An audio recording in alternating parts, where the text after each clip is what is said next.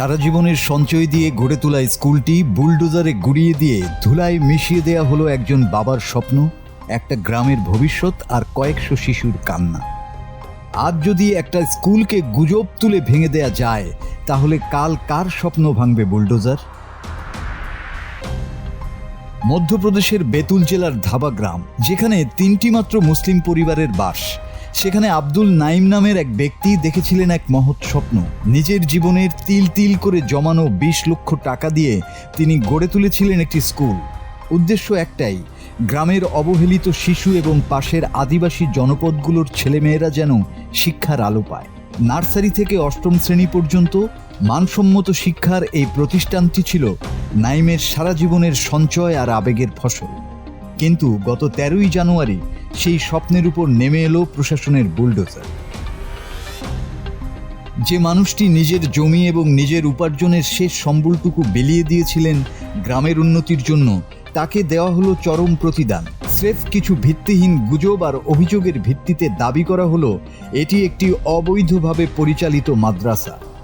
অভিযোগ পাওয়ার পর জেলা কালেক্টরের নির্দেশে এবং মহকুমা শাসকের উপস্থিতিতে মুহূর্তের মধ্যেই গুড়িয়ে দেয়া হলো আব্দুল নাইমের গড়ে তোলা সেই বিদ্যাপীঠ।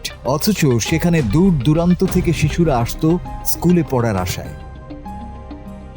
11ই জানুয়ারি গ্রাম পঞ্চায়েতের পক্ষ থেকে একটি নোটিশ দেওয়া হয়েছিল, যেখানে দাবি করা হয় ভবনটির প্রয়োজনীয় অনুমতি নেই। কিন্তু সেই অভিযোগের আড়ালে ছিল সাম্প্রদায়িক গুজব। মাত্র 3টি মুসলিম পরিবার থাকা গ্রামে স্কুলটিকে অবৈধ মাদ্রাসা হিসেবে প্রচার করা হয়েছিল। নাইমকে আত্মপক্ষ সমর্থনের সুযোগ না দিয়েই কিছু বোঝার আগেই চোখের সামনে ধুলোয় মিশিয়ে দেয়া হলো একটি শিক্ষিত সমাজ গড়ার স্বপ্নকে। আব্দুল নাইম অশ্রুসিক্ত কণ্ঠে বলেন, আমি চেয়েছিলাম আমার গ্রাম উন্নত হোক, মানুষ শিক্ষিত হোক, কিন্তু কর্মকর্তারা দাবি করলেন আমি নাকি এখানে ভুল কাজ করছি।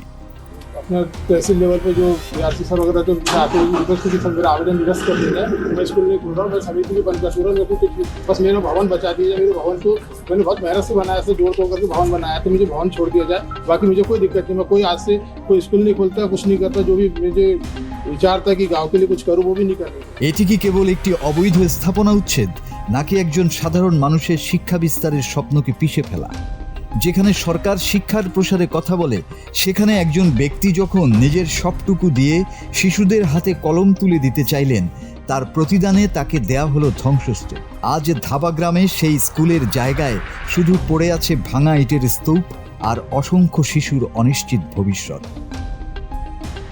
বিজেপি সরকারের এই ধ্বংসলীলা কি সত্যি ন্যায় বিচার, নাকি অন্ধ গুজবের কাছে মানবিকতার পরাজয়?